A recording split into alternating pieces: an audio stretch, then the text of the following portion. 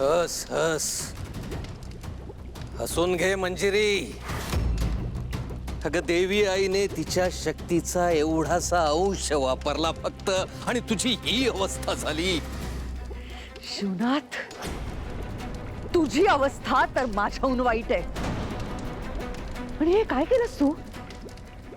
एका मुलीचं आयुष्य वाचवण्यासाठी दुसरीचं उद्ध्वस्त केलंस.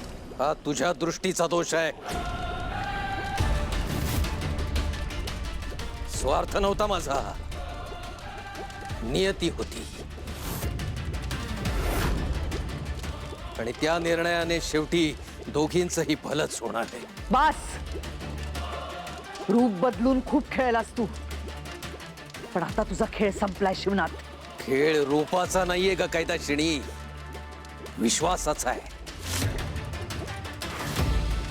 आणि या खेळामध्ये तुझा पराभवच होणार आहे. पराभव माझा का तुझा हे विसरू नकोस की तू माझ्या पायाशी येऊन कोसळलाय शिवनाथ. शरीर कोसळलं असलं तरी मन हरलं नाहीये अजून. हरलायस तू, शरीराने पण आणि मनाने सुद्धा. इथेच इथेच गाडून टाकेन मी तुला. शरीर गाडता येईल, सत्य गाडलं जाणार नाही. सत्य सत्य तेच असतं जे जिंकतं,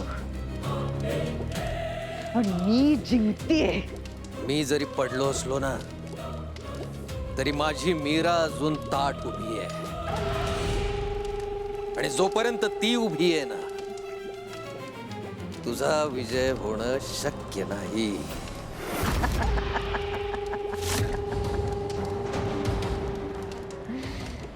मीरा, किती फालतू आणि निराधार विश्वास आहे रे तुझा तुझ्या मुलीवर. तू बाप आहेस ना म्हणून भावनिक बोलतोयस. मी शक्ती आहे म्हणून जिंकतेय. एक लक्षात ठेव मंजिरी, शक्तीला भावना नसली ना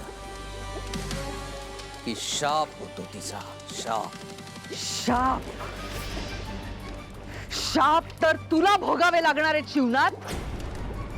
आयुष्यभर भटकत राहशील तू, मार्ग नसलेल्या वाटेवर चालत राहशील आणि आपलं अस्तित्वच मुळात काय आहे हा प्रश्न पडत राहील तुला. तुझ्या सत्यासोबत भटकत राहशील तू, भटकत राहशील. जा शिवनाथ, जा. मंजिरी,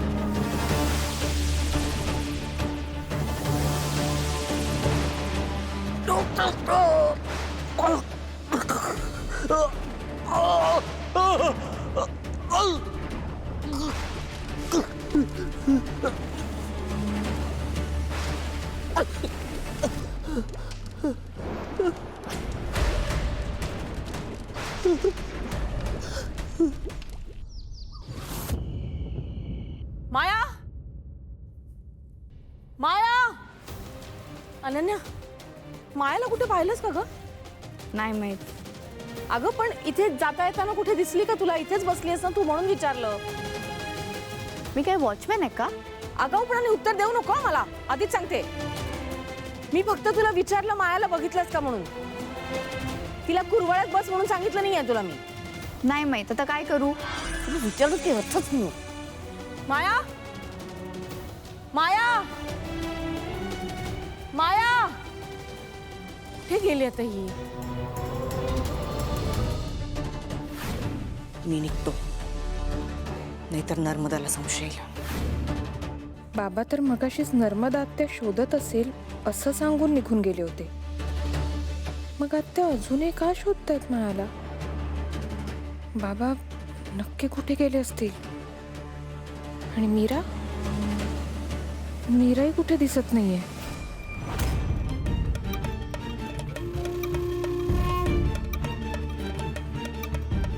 मीरा, मीरा, अगं मायाला कुठे बघितलंयस का तू? मीरा ग कुठे गेली होतीस तू? आणि बाबा कुठे आहेत? बाबा, बाबा, बाबा. अगं मीरा, काय विचारतेय मी? मायाला कुठे पाहिलंस का? मीरा बोल काहीतरी. नाही या घरात ना कुणाला काही माहितीच नसतं. मीरा, अगं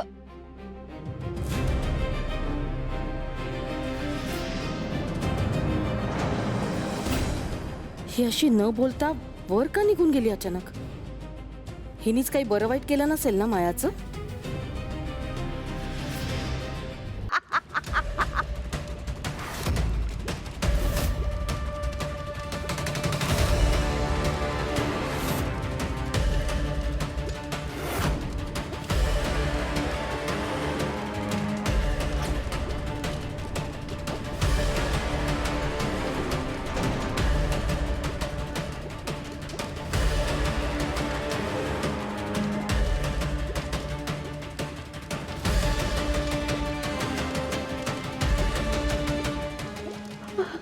मार्जरी, कवडी, कवडी मार्जरी, ही कवडी कवडी शिवनाथकडे होती.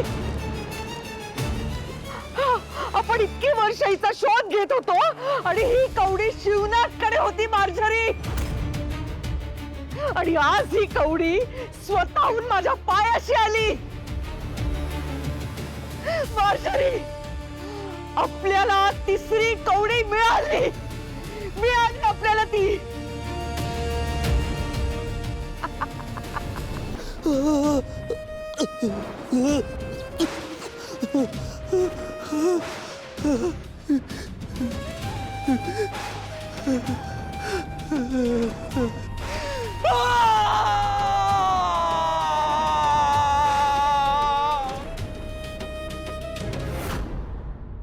वा मंजिरी, आता तिन्ही कवड्या आपल्याकडे आहेत. एका कवडीत देवयानीचा आत्मा कैद आहे, दुसऱ्या कवडीत मीराचा आत्मा कैद होईल आणि तिसऱ्या कवडीत मीराच्या मुलीचा. मग आपल्याला चिरतरुण होण्यापासून कोणीच थांबवू शकणार नाही. आणि मग काळही आपल्याला स्पर्श करू शकणार नाही. वृद्धत्व आपल्या दारात येण्याआधीच नष्ट होईल. तो शिवनाथ तर हरला, आता राहिली फक्त मीरा आणि तिचं भविष्यही आपल्याच हातात आहे. मार्जरी, तिसरी कवडी सापडली, सापडली.